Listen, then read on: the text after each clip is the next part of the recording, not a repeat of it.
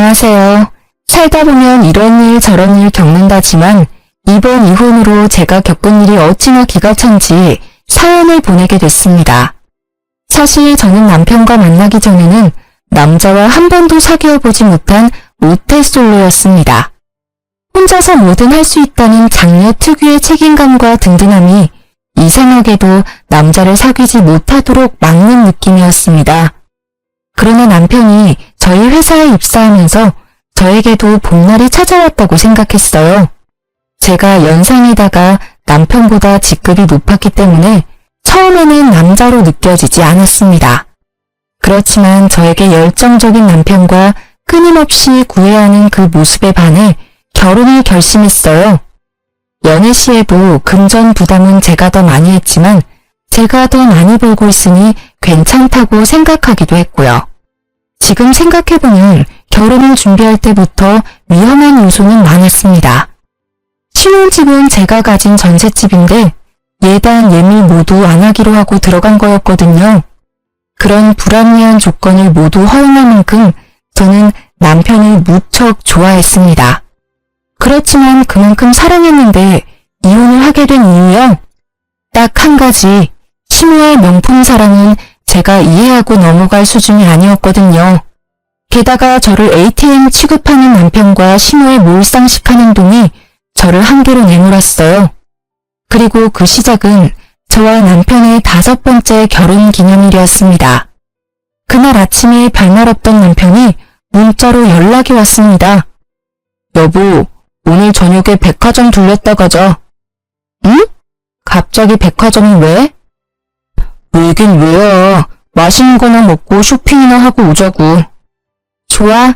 그렇지 않아도 오늘 맛있는 거 먹으러 갈 거라고 예상했어. 풀 메이크업 하고 오길 잘했네. 그치? 오늘 백화점 갈 걸 예상했어? 어쩐지 오늘 아침에 왜 그렇게 화려한 옷을 입나 했네. 다행이네. 메이크업이 쓸모없는 게 아니게 돼서. 오랜만에 외식을 하는 것이기도 하고 특별한 날이었기에 좋은 시간을 보내게 해줄 거라는 설렘을 안고 함께 퇴근해 백화점으로 향했습니다. 사실 아침에 아무 말 없어서 조금 시무룩한 상태였거든요. 설마 결혼기념일을 잊었을까? 서프라이즈가 있지 않을까 하는 생각들을 했으니까요. 이렇게 퇴근 시간 맞춰 외식 이야기를 해주니 그렇게 기분이 좋을 수 없더라고요.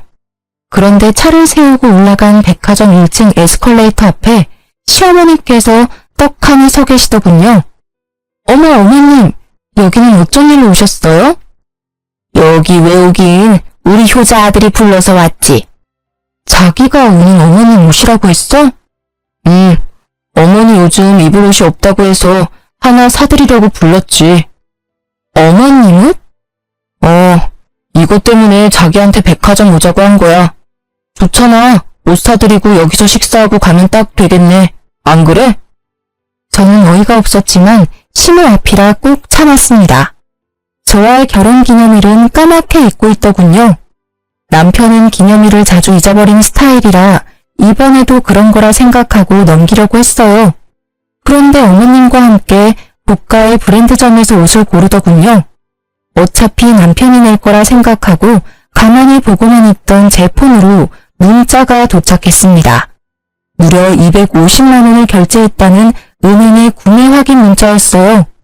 저는 당장 이야기는 하지 못하고 꾹 참고 집에 도착하자마자 남편에게 따졌습니다. 당신 정신이 있어? 어머님한테 어떻게 그런 큰 금액의 옷을 사드릴 수가 있어? 그것도 우리 생활비 통장으로. 그 안에 있던 돈 우리 전세계약 연장 때 쓸 돈인 건 알고 있지? 전세계약 아직 시간 좀 남았잖아. 자기가 돈 잘 버는데 무슨 걱정이야? 금방 채워넣으면 되지. 그리고 당신 능력이면 가능하잖아. 걱정하지 마. 그래도 너무 큰 돈이야. 게다가 저번 달에 어버이날에도 용돈 많이 드렸잖아. 그 돈으로 옷 사시면 되는데 어째서 또 당신이 사드린 거야? 그럴 때 쓰라고 용돈 드린 거잖아. 용돈이랑 이번에 나간 옷 금액이면 벌써 돈 500이야. 그 돈은 다른 데 쓰신 모양이더라고. 어버이날 다음 주가 어머니 동창회였는데 들고 갈 만한 백이 없어서 그걸로 가방 하나 사신 것 같던데? 또 명품 가방이야? 올해 들어 벌써 2번째야. 구두, 화장품, 장신구. 매번 사치품이잖아. 어머님한테 그 돈이 전세 계약에 필요한 돈이라고 말씀드렸어? 그걸 왜 말해? 솔직히 당신 모아놓은 돈 좀 있잖아. 그걸로 전세 계약 연장 때 쓰면 되지. 내가 자기 월급을 빤히 아는데 설마 돈 없다고 하지는 않겠지? 그걸 자기가 다 뺏었으니까 그렇지. 그리고 내가 돈만 벌어다 주는 사람이야? 게다가 잘 벌고 잘 모으면 뭐해? 매번 이렇게 상의 없이 돈을 가져가는데 어떻게 돈을 모으냐고. 시어머니에게 용돈 겸 드리는 게 그렇게 아까워? 지금 돈 좀 많이 번다고 유세야? 우리 집이 당신네보다 못 산다고 지금 유난 떠는 거냐고. 시부모님이 어려우면 달라고 할 수도 있지. 꼭 그런 식으로 생색을 내야겠어? 생색이라니 누가 그랬다고 그래. 그런 말이 아니잖아. 우리는 지금 돈을 모아야 하는데 계속 돈을 빼서 시댁에 드리는 자기한테 좀 자중하라고 한 이야기야. 언제나 내가 모으고 당신이 가져가고 이런 식이면 밑 빠진 독에 물 붓는 거랑 뭐가 달라? 그게 생색이야. 돈 좀 잘 번다고 시댁 무시하고 남편 무시하고. 당신도 어차피 돈만 잘 버는 사람이잖아. 당신이 우리 식구들을 아래로 보고 있다는 거 다 알아. 시어머니한테 드리는 돈이 아깝다고 생각하는 것 자체가 우리 가족을 무시하는 거랑 다름없다고. 정말 그렇게 생각해? 지금 생활비의 절반 넘게 시댁으로 들어가. 내가 언제 친정에 돈 그만큼 준 적 있어? 내가 자기를 무시하는 게 아니라 자기가 날 무시하는 거지. 필요하면 친정에도 똑같이 돈 나눌까? 나눠. 대신 네 돈으로 돈 드려. 난 한 푼도 못 줘. 친정집에 들어가는 돈이 아까워서가 아니라 네가 하는 짓이 쪼잔하고 치사해서 안 줄 거야. 난 내 돈으로 효도하는 건 당연하다고 생각해. 그럼 너도 네 돈으로 효도해. 나는 앞으로 생활비는 내 카드로 쓸게. 대신 당신은 생활비 통장에 꼬박꼬박 생활비 넣어놔. 그리고 당신한테 준 내 명의로 된 카드도 없애버릴 거니까 알아서 해. 뭐? 갑자기 카드는 왜 없애? 당신이 변화하는 모습 보일 때까지는 안 만들어줄 거야. 앞으로 시댁에 돈 갖다 드리면 나중에 나도 똑같은 금액 친정 어머니께 드릴 거야. 물론 내 월급에서. 시댁에 드릴 돈은 이제부터 자기가 알아서 마련해. 카드를 없애겠다는 제 협박이 통했는지 자기의 돈으로 효도하기는 싫었는지 시모께에 더 이상 돈을 쓰지 않더군요. 그러나 복병은 따로 있었습니다. 생신을 맞이한 시어머님의 생신 축하 자리에서 있었던 일입니다. 저는 그날 어머님이 좋아하시는 명품 스카프를 준비하고 코스 요리전까지 예약해 놓은 상태였습니다. 그러나 막상 시모께서는 명품 선물을 받으시고는 심드렁한 목소리로 말했습니다. 이번 생일에는 크루즈 여행을 가고 싶은데 가능하겠지? 네? 무슨 말씀이신지. 이번 생일 말이야. 우리 개원들이 크루즈 여행을 간다지 뭐니. 나만 빠질 수도 없잖아. 당신 또 그 소리야? 내가 안 된다고 했는데 왜 애들한테 그 얘기를 꺼내? 아니, 돈 잘 버는 며느리가 있는데 그 정도도 못한다 그러면 남들 욕해요. 게다가 나 혼자 가는 거라 돈도 얼마 안 드는데 왜 당신이 가라 마라 난리예요? 돈 1,000만 원이 얼마 안 들어? 그리고 가려면 당신 돈으로 가지 왜 애들한테 손을 벌려? 내가 무슨 돈이 있어요? 며느리가 뭐라고 했는지 아들놈도 용돈이라고는 한 푼도 안 주는데. 지금껏 며느리가 자기 손으로 돈 준 거 본 적 있어요? 내가 뭐라도 사달라고 해야 겨우 사줬다고요. 당신이 졸라서 받았으면 그걸로 된 거지. 시어머니가 돼가지고는 만날 때마다 돈. 당신은 대체 어른이 돼가지고 언제쯤 제정신 차릴 건데? 아우, 답답해. 며느라가, 네가 대답해봐. 내가 요구하는 게 너무하다고 생각하니? 다른 사람들은 며느리 사위가 비용 부담한다는데 내가 그 친구들 틈에서 못 간다 그러면 너랑 네 남편은 뭐가 되니? 시모여행 하나 안 보내준 나쁜 며느리 아들밖에 더 돼?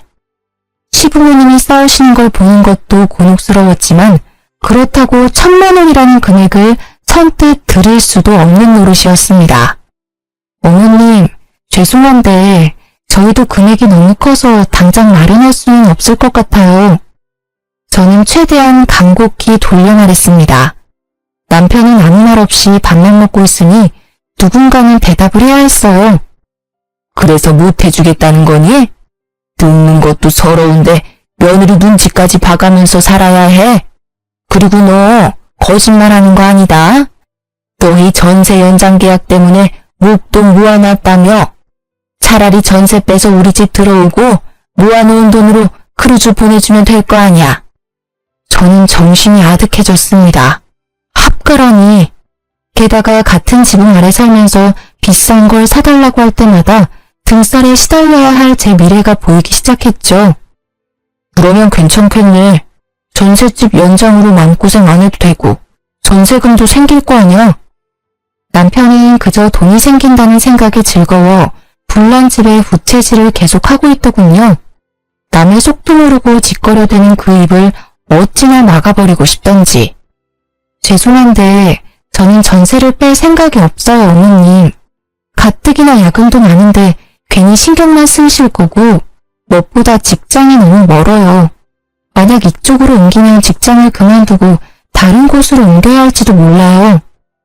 서운하다 얘. 이러니까 매번 네가 식구가 아니라 남처럼 보이는 거야. 시부모님 공경할 줄도 모르고 따박따박 말대꾸나 할 줄 알지. 죄송한데 어머님, 지금 착용하고 계신 옷, 가방, 구두, 귀걸이, 그리고 지금 손에 들고 계신 스카프까지 모두 제 월급에서 빠져나간 것들이에요. 딸 같은 며느리까지는 못 돼도 충분히 성의는 보였다고 생각하고 있어요. 여기서 크루즈까지 해드리면 올해 저희 생활에 타격이 커요. 네가 해줬다고 생색이니? 시어머니한테 이렇게 대놓고 이야기할 정도면 어지간히도 우리를 무시하는 거지. 넌 너희 엄마한테도 이런 식으로 말대꾸하고 사람 무안 주고 그래? 저희 어머니는 금전이나 물건을 요구하신 적이 없으세요. 그래서 제가 더 해드리고 싶은데도 못 해드리고 있고요. 그리고 말대꾸가 아니라 간곡히 말씀드리는 거예요. 저희는 정말로 크루즈 경비에 내드릴 돈이 없어요. 기가 막혀서 너 지금 나를 돈이나 요구하는 천박한 사람이라고 생각해? 됐어. 니네가 해준대도 내가 싫어. 앞으로 우리 집에 오지 마라. 너희한테 줄 생수도 아까우니까. 결국 화가 난 시모는 시부를 데리고 나가셨고 남겨진 저는 남편에게 한 소리를 들었습니다. 당신은 꼭 그런 식으로 말해야 돼? 좀 더 좋게 말할 수도 있잖아. 그냥 안 된다고만 하면 될걸. 꼬투리 잡듯 말을 해서 어머니가 화나셨잖아. 나도 화났어. 그럼 당신이 이야기하지 그랬어. 아까는 입 꾹 다물고 있더니 이제 와서 난리야. 게다가 어머님이 그렇게 쉽게 포기하실 분이야? 아님 자기 월급에서 뺏어 드려. 그건 안 말릴 테니까. 진짜로 다시 생각해봐. 본가로 들어가면 돈도 아끼고 좋잖아. 너 살림에 신경 안 써도 되고 전세금 목돈도 생기고 그걸로 재테크하면 돈도 금방 벌어. 본가로 들어가면 돈이 더 들겠지. 멀리 사는 지금도 불러내서 명품 사서 계산 우리한테 하라고 하는데 같은 집에 살면 어떤 요구를 하실지 상상도 안 가. 당신이 어머님 요구 다 들어줄 자신 있으면 가. 나는 내 집에서 편하게 살 테니까. 결국 합가와 크루즈 이야기는 다행히 흐지부지 되었습니다. 그러나 어머님은 그 뒤로도 저와 남편을 불러내어 명품을 사드리는 행동을 멈추지 않았습니다. 이때까지만 해도 저는 이혼은 생각도 않고 있었어요. 그 사건이 터지기 전까지는요. 사실 제게는 남모를 고민이 하나 있었어요. 결혼 5년이 넘어가는데 애가 생기지 않는다는 거였습니다. 남편도 시댁도 그 문제로 저에게 말을 꺼낸 적이 없어서 다행으로 생각했습니다.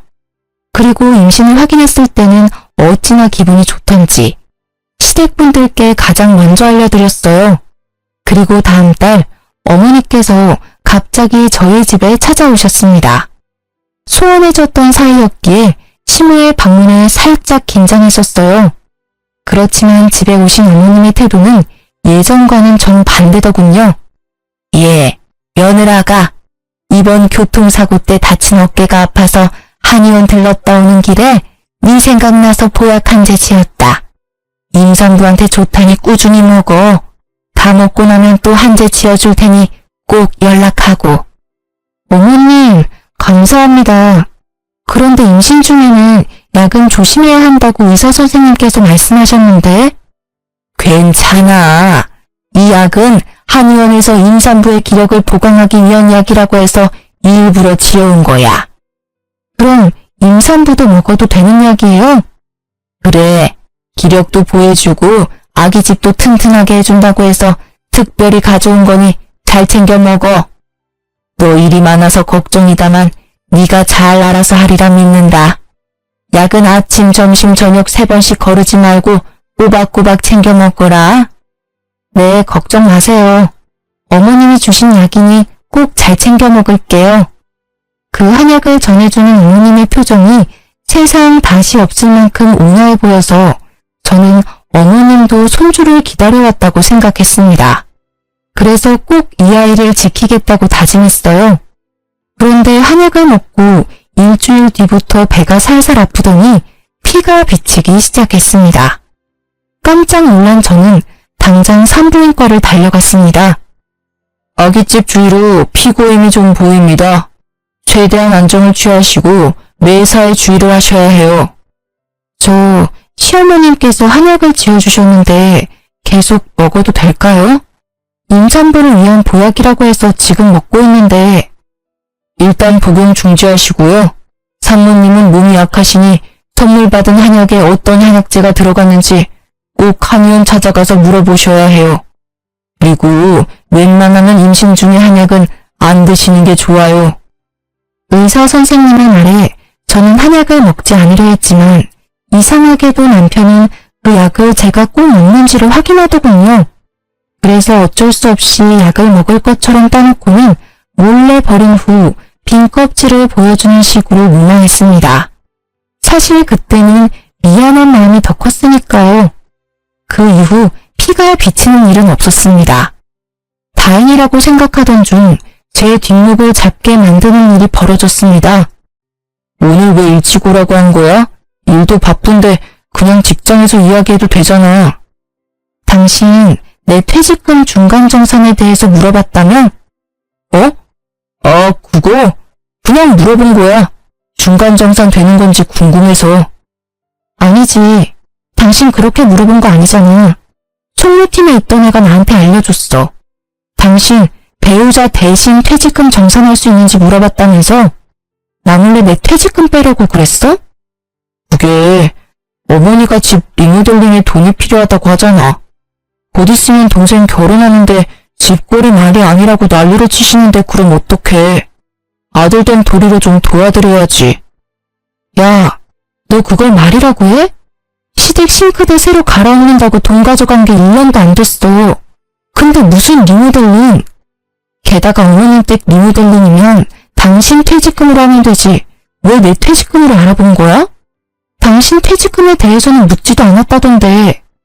당신 진짜 작작 좀 해라. 야, 너 지금 남편한테 야라고 했냐? 내가 어리고 돈 못 번다고 나한테 이제 막말하기로 마음먹은 거야? 그래. 서방님이 하늘 같은 마누라보다 돈 못 벌어서 이제는 대접도 안 해준다 이거지? 눈짱 흐리지 마. 내가 화나서 말이 막 나온 건 미안하다고 생각해. 그치만 당신이 지금 하는 일들이 상식적이라고 생각해? 시댁 돈 드리는 거 며느리로서 당연하다고 생각은 하는데 이건 도가 지나치잖아. 그리고 당신 잊었어? 전세 계약 연장 곧 다음 달이라고. 그래서 뭐 어쩌라고. 당신이 이제까지 다 알아서 했으니 이번에도 알아서 하면 되잖아. 나 같은 돈 못 버는 남편한테 무슨 손을 벌리겠어. 안 그래? 남편이 돈 없는 거 티내기 싫어서 당신 퇴직금 한번 알아본 거 가지고 이렇게 사람을 무시하고 멸시하고. 당신이 우리를 이렇게 생각하는 거 처음부터 다 티났어. 그 시선이 싫어서 어머니가 계속 명품을 요구하시는 거라고. 알아? 내가 당신 무시했으면 당신 애를 왜 가져? 내가 지금 왜 애를 가지려고 그렇게 애썼는지 몰라서 그래? 솔직한 말로 당신은 애 가지는 것도 별로 좋아하지 않았잖아. 나만 매번 발 동동 굴리며 원했었지. 그리고 임신한 마누라를 앞에 두고 퇴직금 꺼내서 시댁 줄 생각은 어떻게 해? 앞으로 태어날 애한테 더 신경 쓰는 게 당연한 거 아니야? 애도 가족이지만 우리 어머니도 가족이잖아. 너도 생각하는 수준이 딱, 어휴, 됐다. 됐어, 말을 말자. 또 뭐라고 하면 임신한 여자한테 해도 될 소리 안 될 소리 하면서 잔소리할 거니까 그냥 여기서 그만해. 기가 차서. 진짜 그렇게 생각했니? 나와 내 아이가 당신한테 그 정도밖에 안 되는 게 정말 놀라울 정도야. 태교에 전념해도 모자랄 시간에 당신하고 신랑이 하는 것도 지친다. 지금 경고하는데 내 퇴직금 건드리지 마. 어차피 총무팀의 이야기해놔서 건드리지도 못하겠지만 내가 모아놓은 돈 가져갈 생각 꿈에도 하지 마. 그렇게 으름장을 놓고는 저는 시모께서 지어주신 한약을 들고 친정으로 갔습니다. 한약을 가져가지 않자 남편이 왜 안 가져가냐고 난리쳐서 들고 온 거였어요. 그 모습에 그래도 내 몸 생각해주는 건 남편밖에 없다고 생각했어요. 물론 그 약이 제 몸에 맞지 않아서 먹지 않는다는 말은 하지 않았어요. 친정에 가니 오랜만에 외삼촌께서 와 계셨습니다. 외삼촌은 한의사로 일하고 계시는데 이참에 한약이 제 체질과 왜 안 맞는지 물어보려고 시모께 받은 한약을 보여드렸어요. 박스 뒷면에 적힌 성분들을 꼼꼼히 살펴본 외삼촌이 묻은 얼굴로 물어봤죠. 이거 네가 먹을 수 있는 한약이 아닌 것 같은데? 누구한테 받았니? 네? 분명히 어머님이 저한테 맞는 약을 지어오셨다고 하셨는데요. 그렇게 말씀하셨다고? 그럴 리가 없는데. 내가 지은 게 아니니 가타부타 말은 못하겠지만 혹시 모르니 꼭 이거 지어준 한의원 가서 물어보고 먹어. 한약이든 양약이든 잘못 먹으면 큰일 나. 임산부가 입에 대는 건 뭐든 조심해서 나쁠 거 없으니까. 덜컥 겁이 난 저는 약이 들어있던 상자에 적혀있던 한의원 상호와 전화번호를 보고 전화를 했습니다. 직접 와야 한다는 이야기에 저는 한약을 들고 한의원으로 갔습니다. 선생님, 저기 이 한약 성분을 알아보려고 왔는데요. 저희 한의원 한약이 맞네요. 혹시 언제 오셨나요? 제가 지은 게 아니라 저희 어머니께서 지어서 저 먹으라고 주셨어요.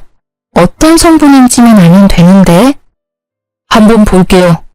아, 그건 교통사고 환자분들 어혈 뺄 때 쓰는 약재예요. 네? 임산부들이 먹는 약이 아니고요? 네네, 이건 아니고요. 임산부들에게 처방하는 약재는 따로 있어요. 이 한약은 어혈을 제거해서 뭉쳐있는 피를 순환이 잘 되도록 만들어준다는 뜻이라서 자궁이나 임산부에게 맞는 한약재는 따로 있어요. 지을 때 미리 말씀드렸는데요.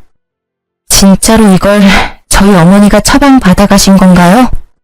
네, 이날 아드님이랑 같이 오셨더라고요. 아드님이 효자이신가 봐요. 같이 오셔서 설명도 같이 듣고 계산도 하시던데요. 저는 분노와 배신감으로 치를 떨며 집으로 돌아왔습니다.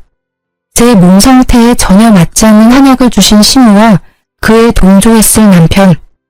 저는 이해가 되지 않는 마음에 남편에게 물어보기로 했습니다. 뭐라도 말해줄 거라는 생각으로 남편의 퇴근 시간을 기다렸습니다. 뭐야, 왜 불도 안 켜놓고 집안에 귀신처럼 앉아있어? 당신, 이 한약 뭔지 알고 나한테 뭐겠지? 무슨 소리야. 그거 우리 엄마가 사다 주신 보약이잖아. 보약? 시침이 뗄래? 나 이 한의원 갔다 왔어. 무슨 약인지 다 듣고 왔다고. 나는 몰라. 엄마가 가서 처방받아온 약이라서. 그래서 무슨 약인데? 당신은 몰라?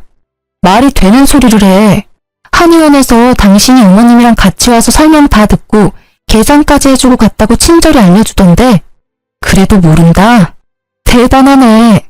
어떻게 그런 말도 안 되는 짓을 저질러? 아니, 나는 진짜로 말렸어. 그런데 엄마가 그래도 따지고 보면 다 당신 좋으라고 한 일이야. 봐! 당신이 임신, 출산, 육아휴직이라도 들어가면 경력도 단절될 수도 있고 또 육아휴직 후에 복귀도 못할 수 있잖아. 그런 걱정하는 마음에 어머니가 그렇게 하자고 한 거야. 그게 어떻게 나를 위한 거야. 말이 되는 소리를 좀 해. 이해가 하나도 안 돼. 내가 못 벌면 당신이 벌면 되잖아. 우리 아이야. 어렵게 가진 아이라고. 그런데 그런 아이를 이렇게 쉽게 정상이니? 나는 당신만큼 돈 많이 못 벌잖아. 게다가 직급도 당신보다 낮고, 여러모로 나보다는 자기가 일을 해야 생활이 돌아가니까 그래서 그런 거지. 정말로 다른 의도 같은 건 없어. 맹세할 수 있어. 다른 의도? 다른 의도라는 건 빨대 꽂을 사람 없어지는 걸 걱정하는 마음이라는 거겠지? 그런 식으로 말한 건 아니잖아. 막말로 육아가 얼마나 힘들어. 게다가 살림하면서 일하고 육아를 병행하는 게 얼마나 힘든지 여러 사람들한테 들어서 알잖아. 어떻게 당신한테 그런 일을 시켜? 그걸 나한테 다 시킬 생각이었어? 소름 돋는다 진짜. 적어도 나한테 일을 시키고 싶으면 당신이 육아와 살림을 도맡아 한다고 그러지 그랬어. 그런 생각은 왜 못하는 거야? 아니, 그런 생각을 애초에 안 한 거겠지. 넌 편하게 돈이나 벌어다 줄 여자를 찾고 있었으니까. 아니야 여보, 진짜로 아니야. 전부 어머니가 생각해낸 거야. 따지려면 내가 아니라 어머니한테 따져. 자신이 궁지에 몰리자 시모를 소환하는 남편을 보니 웃기지도 않았습니다. 그렇게 하면 자신이 저지른 짓이 없던 일이 될 거라고 믿었던 걸까요? 참으로 좁쌀 같은 그 마음과 다른 사람을 탓하는 못된 신보에 그나마 남아있던 정이 뚝 떨어지는 것을 느꼈습니다. 진심으로 눈앞의 남자가 하찮다는 생각이 들었습니다. 이런 남자와 결혼까지 한 내가 잠깐 정신이 나갔었나 하는 생각까지 들 정도였으니까요. 다 필요 없고 지금 당장 어머님 불러내서 밖에서 밥 먹으러 가. 갑자기 왜? 하라면 해. 직장인 와이프 돈이나 밝히는 천하의 몹쓸 놈이라고 소문나기 전에. 제 으름장에 남편은 시모께 전화를 걸었고 시모가 오기로 한 고급 요리집에 남편도 함께 보냈습니다. 그리고 저는 남편이 가는 걸 본 후 마대자루를 들고 시댁으로 향했습니다. 시모가 집에서 나오는 것을 확인한 저는 시댁으로 들어갔습니다. 아버님이 저의 방문을 보시더니 우아해하시면서도 문을 열어주셨습니다. 아가, 웬일이냐? 네 어머니 지금 집에 없는데? 괜찮아요 아버님. 어머님 안 계시는 동안 잠깐 제가 맡아야 할 것들이 있어서요. 그렇게 말하고 저는 제 카드로 어머님께 사다 드린 명품들을 모두 마대자루에 넣었습니다. 가방, 구두, 옷, 액세서리까지. 넣다 보니 그간 내 돈으로 사들인 것들이 엄청 많더군요. 눈에 보이는 것만 집었는데도 이미 1년치 연봉이더라고요. 저는 한참 더 집을 뒤져 시모의 명품 컬렉션을 모두 마대자루에 담았습니다. 그리고 남편에게 전화해서 시댁으로 어머님 모시고 오라고 했습니다. 집에 들어온 제가 영문 모를 일들을 하고 있으니 시부께서 제게 묻더군요. 이게 다 무슨 일이냐? 혹시 아버님도 알고 계셨어요? 뭐를 말이냐? 산모가 먹으면 안 되는 한약을 일부러 어머님이 주셨어요. 교통사고 난 사람이 먹는 거라던데 한약 어머님 거 맞죠? 뭐? 그거 얼마 전에 교통사고 때문에 받아온 한약인데 왜 자기 거를 너한테 줘? 제 말을 듣던 시부께서는 눈을 동그랗게 뜨고는 반문하더군요. 아버님은 모르는 눈치였습니다. 그게 다행이라고 해야 할지 불행이라고 해야 할지 알고 계셨다면 아버님 선에서 멈춰주셨을 텐데 말이죠. 네가 뭘 잘못 알고 있는 걸 깨다. 그 옆엔 내가 아무리 노망이 들어도 그런 짓을. 그런데 사실이었어요. 이미 남편한테 다 들었거든요. 남편은 어머님이 다 시키신 일이래요. 제가 도대체 무슨 나쁜 짓을 저질렀길래 저한테 이런 일을 하시는 걸까요? 세상 천지에 어떤 시어머니가 그런 망측한 짓을 해요? 소리를 지르며 오열하는 제 모습에 시아버님도 어찌할 바를 모르고 있었습니다. 설마 진짜 그런 일을 저질렀을 거라고 생각지도 못하는 모습이셨어요. 제가 뭔가 오해를 하고 계신다고 생각하시는 시부의 모습이 참으로 딱해 보였습니다. 그때 도어락 문이 열리고 두 사람이 들어왔습니다. 시모께서 들어오시자마자 마대자루에 담긴 본인의 명품들을 보고 난리가 나시더군요. 어머, 얘, 이게 다 뭐야? 왜 집안 물건을 왜 꺼낸 거니? 게다가 이 귀한 것들을 왜 구겨서 자루에 넣은 거야? 세상에, 우리 애기들 몸에 스크래치 생기잖아. 분위기 파악 못하고 귀한 명품 애기들 상처 생길까 전전긍긍하는 시무를 보니 방황하던 마음에 확신이 섰습니다. 아, 이 집 구석은 안 되겠구나. 이혼이 답이구나 하고요.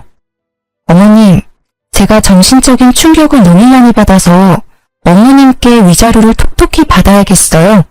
그치만 줬다 뺏는 건 예의가 아니니까 이렇게 먼저 물어보려고 대충 보이는 것들만 넣어놨으니 이해해주세요. 뭐? 미쳤어? 시애미한테 정신적인 충격? 위자료? 난 네가 무슨 말을 하는지 하나도 모르겠다 얘. 저는 한약을 시모 앞에 툭 하고 던졌습니다. 모르세요? 이 한약이 어떤 한약인지 제가 알았는데도요. 한약? 아이, 그건 제가 이 한약 지으신 한의원 가서 직접 물어봤다고 해도 모른 척 하실 건가요? 예, 네가 오해하는 거야. 나는 다 널 위해서 그런 거야. 애 키우면서 일하는 게 얼마나 힘든지 알잖아. 솔직히 우리는 손주 같은 건 크게 관심 없고 네 건강이 최고라서 그랬어. 그게 잘못이라면 잘못이겠지. 그래도 나는 잘못했다는 생각은 안 해. 다 널 위해서라니까. 그러세요? 그런데 어쩌죠? 저는 이미 알고 있는데요. 그 한약 저한테 주신 진짜 이유. 제 돈 때문이잖아요. 제가 벌어다 줄 돈이요. 어머님이 그토록 사랑하는 명품 사줄 제 돈 말이에요. 그것 때문에 이런 짓을 저지른 거잖아요, 둘이서. 누가 그런 말을 해? 절대로 아니야. 나는 그런 적 없다. 그것보다 날 못된 심으로 몰아가려는 네 행동이 더 나쁘다고 생각하지 않니? 듣고 있던 시부께서 경악한 얼굴로 심하게 소리를 빽 지르셨습니다. 저도 언제나 점잖으신 시부의 그 모습에 깜짝 놀랐어요. 그만! 당신이 이번에는 무조건 잘못했어. 어떤 변명을 가져와도 당신이 한 짓은 용서받을 수 없는 짓이야. 옆에 내가 도대체 무슨 정신으로 사는 거야? 당신은 누구 편이야? 당신이 돈이나 잘 벌어왔으면 이런 일도 없지. 허구한 날 쥐꼬리 같은 월급으로 생색내던 게 누군데? 다 내 탓이라고? 당신 대신에 잘난 아들 덕 좀 보려는데 뭐가 잘못됐다고 이 난리들이야? 여태껏 그리 생각했어? 아휴, 내가 말을 말지. 내가 지난 40년 동안 이런 여자를 마누라라고 끼고 살았다니. 헛살았네 헛살았어. 내가 당신한테 해주고 싶은 말이야. 나야말로 더 잘난 남자 만나서 호강할 수 있었는데 당신 만나서 쪽박 찬 거잖아. 결국 시부모님께서 한바탕 하시고 시부께서는 자리를 벗어나셨습니다. 이 명품들을 중고로 팔아 제게 뜯어낸 돈이라도 돌려받을 생각이었습니다만 상상 이상으로 어머님의 명품 사랑이 대단하시더군요. 어머님, 이 명품들은 제가 다 가져가도 되죠? 임신한 며느리 선물로 이 명품들 주신다면 이번에 불미스러운 일은 없었던 일로 해드릴게요. 괜찮죠? 그게 무슨 소리야? 그거랑 이거는 다르지. 그건 이미 내 거야. 그리고 임신한 며느리 선물로 누가 명품을 줘? 그래요? 곤란하네요. 저는 지금 저와 제 아이가 받은 정신적 충격 때문에 꼭 피해 보상을 받고 싶거든요. 저는 마대자루를 움켜쥐고 남편에게 말했습니다. 그럼 당신이 돈 내놔. 내 돈으로 어머님께 사드린 이 명품들 몽땅 합친 금액으로. 그러면 이 명품은 어머니께 돌려드릴게. 무슨 헛소리야. 그걸 왜 내가 내? 게다가 이거 다 얼마나 하는지 알아? 그 큰 돈을 달라고? 당신이 선물한 건데 이제 와서 뭘 돌려주고 말고 하는 거야. 있지. 선물이란 건 사랑하고 존경하고 좋아하는 마음으로 드리는 거야. 그런데 그 마음이 배신당한 것도 모자라 이런 일까지 당했으니 그 마음이 몽땅 사라지는 것도 당연한 거 아니야? 그래. 당신까지 안 된다면 그냥 다 없애버릴게. 안 돼. 안 된다. 예, 그냥 돈 줘버려. 내 가방 망가뜨리면 용서 안 해. 절대로 가만두지 않을 거야. 고작 가방의 히스테릭한 모습으로 소리를 지르는 시모의 모습에 저는 냉소가 터져나오는 것을 막으며 말했습니다. 어머님께서는 아직까지 중요한 게 뭔지 모르시네요. 고작 명품 때문에 이러시면 곤란하죠. 어머님께서 망치려고 했던 건 사랑만 받아도 모자랄 정도로 귀하고 소중한 거예요. 제가 지금 기분이 너무 안 좋거든요. 수 틀리면 확 다 찢어버릴지도 몰라요. 예, 진정해라. 미안해. 내가 미안했다. 그래, 돈은 네 남편이 다 돌려줄 거야. 엄마, 무슨 소리 하는 거야? 나도 주고 싶은데 돈이 없어. 당신도 잘 알잖아, 내 사정. 코인 투자했다가 다 잃은 거. 돈 없으니까 알아서 해. 그래서 안 주겠다는 말이야? 안 주겠다는 게 아니라 지금 당장 돈이 없다는 거잖아. 돈 있으면 좋지. 근데 없잖아. 어쩌라는 거야?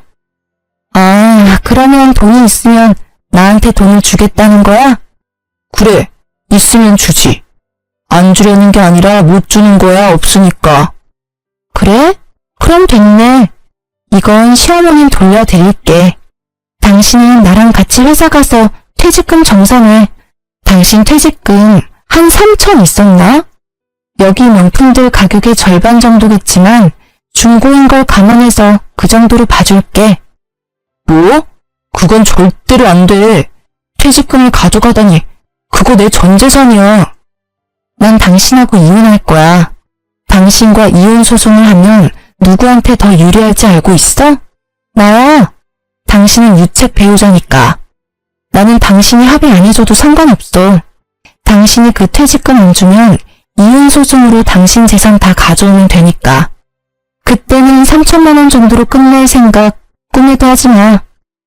남편은 결국 3천만 원의 퇴직금을 중간정산해서 저에게 주었고 저는 남편을 당장 집에서 쫓아보냈습니다. 전셋집도 내가 마련했고 이 집안에 있는 모든 게 내 돈으로 산 거니까 자기는 자기 물건 챙겨서 당신 집으로 가. 그리고 얌전히 이혼 서류나 기다리고 있어. 열쇠며 도어락이며 싹 다 바꾸고 경비실에 남편과 이혼했고 이 집에 안 사니 외부인 절대 들이지 말라고 신신당부까지 했습니다. 이혼 서류를 받은 남편은 여전히 제가 벌어들일 돈과 재산의 미련이 남았는지 저에게 연락을 해오더군요. 여보, 냉정하게 생각해봐. 애를 낳았는데 아빠가 없으면 애가 얼마나 힘들겠어. 남자애면 아빠가 있어야 하고 여자애면 더더욱 아빠가 있어야 하잖아. 애들한테 아빠의 존재를 빼앗는 게 얼마나 나쁜 일인지 알고 있어? 그렇게 애 생각하는 남자가 그런 대단한 생각을 했어? 그래, 애가 태어나서 친아빠라는 놈이 돈 때문에 엄마에게 어떤 짓을 했는지 말해주면 애가 엄청 좋아하겠다, 그치? 어디서 약을 팔아? 그런 말에 속아 넘어갈 줄 알았어? 내가 하도 당한 게 많아서 당신 말이라면 믿고 싶지도 않아. 그러니까 2번 다시 이런 시덥잖은 이야기로 연락하지 마, 소름 끼치니까. 그 뒤로 전 남편의 연락은 없었습니다. 이혼 후 저는 바쁜 날을 보냈습니다. 혼자서 임신과 출산을 준비하는 것이 보통 일이 아니었지만 친정 식구들이 있어 다행히 잘 해결할 수 있었죠.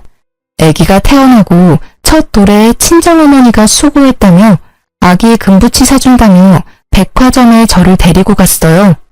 전 남편이 자주 가던 백화점이라 가고 싶지 않았는데 그 나쁜 예감이 딱 들어맞았는지 하필 가방 매장 앞에서 시무를 만나게 됐습니다. 어머, 안녕하세요. 잘 지내셨어요? 그래. 애가 많이 컸구나. 네. 아빠가 없어도 무럭무럭 잘 커줘서 고마울 뿐이죠. 혹시 가방 사러 오셨어요? 예전에도 이 브랜드 좋아하셨잖아요. 그렇지. 그냥 보러 온 거야. 저도 오늘은 명품 가방 사러 왔거든요. 이상하게도 시모의 눈에 걸친 것들 중에 명품이라고는 하나도 없더군요. 그렇게나 애착하던 가방들도 다 어쨌는지 5만원짜리 가방을 들고 계셨습니다. 저는 멀뚱멀뚱 서 있는 시모를 무시하고 매장 안으로 들어갔습니다. 엄마, 애 봐주느라 고생하는데 내가 가방 사줄게. 예쁜 걸로 골라봐. 예, 무슨 가방을 사준다고 그래. 아니야, 나는 그런 거 없어도 괜찮아. 내가 사주고 싶어서 그래. 딸 벌어둔 돈도 많은데 이럴 때 안 쓰면 언제 써? 자, 이거 어때? 비싸서 그런지 엄청 예쁘다. 너무 비싸. 나는 작은 거면 돼. 네가 번 돈으로 왜 내가 호강을 해? 예쁜 손주 안겨준 것만으로도 엄마는 고맙지. 아니야. 내가 엄마한테 느끼는 고마움의 정도는 이 제일 비싼 가방으로도 모자랄 정도거든. 자, 내가 사줄게. 걸쳐봐. 진짜 잘 어울린다. 친정어머니의 만류에도 결국 제일 비싼 가방을 사는 절 보고 있는 시모 눈빛이 어찌나 애처로운지 웃음이 다 나더군요. 왜 구경만 하고 있으세요? 하나 구매하세요. 신상이라 예쁘게 잘 빠졌네요. 멀뚱히 저희만 바라보는 시모를 보며 저는 일부러 약 올리듯 말했습니다. 그리고 나오는 길에 주얼리 샵이 있길래 그곳도 들렀습니다. 애기 돌이라서 금목걸이랑 금팔찌를 해주고 싶어서요. 합쳐서 10돈 정도로 해서 찾아봐 주세요. 엄마, 무슨 10돈이나 해. 돈도 없으면서. 그냥 금반지 하나면 된다니까. 젖손주야. 얼마나 예쁜데 엄마가 그것도 못 해주겠어? 아, 저기 나왔다. 우리 손주 한번 걸쳐볼까요? 그렇게 친정어머니는 애기 몸에 팔찌며 목걸이, 반지까지 걸치게 하고는 예쁘다 하고 칭찬해줬습니다. 아기도 방긋방긋 웃으며 외할머니한테 세상 예쁜 미소를 보여주었어요. 당신이 외면한 손주, 몸에 주렁주렁 금 걸치고 외할머니께 사랑받으며 잘 있는 모습 한껏 보여주고 왔습니다. 우리를 바라보는 시모의 모습이 어찌나 처량하던지 동정심까지 돌아올 뻔했다니까요. 물론 고가의 명품 가방을 보던 그 욕심 가득한 눈빛 때문에 그럴 일은 없었지만요. 나중에 알고 보니 전 남편이 시모의 명품들을 모조리 다 갖다 팔았다고 하더군요. 저에게 빼앗겼다고 생각한 퇴직금을 다시 돌려받을 심산이었는지는 모르겠지만 그걸 듣고는 어찌나 고소한 기분이 들던지요. 게다가 시모는 그 낭비벽 때문에 시부와 별거하고 서로 이혼 준비 중이라고 합니다.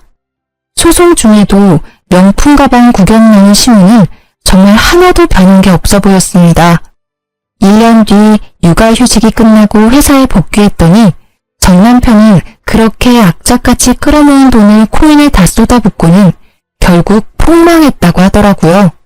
직장 동료들까지 끌어들여 했는지 마지막에는 엄청난 사고를 치고 퇴사를 했더군요. 몇 번 제 전화로 연락이 오긴 했지만 받아주지 않았어요.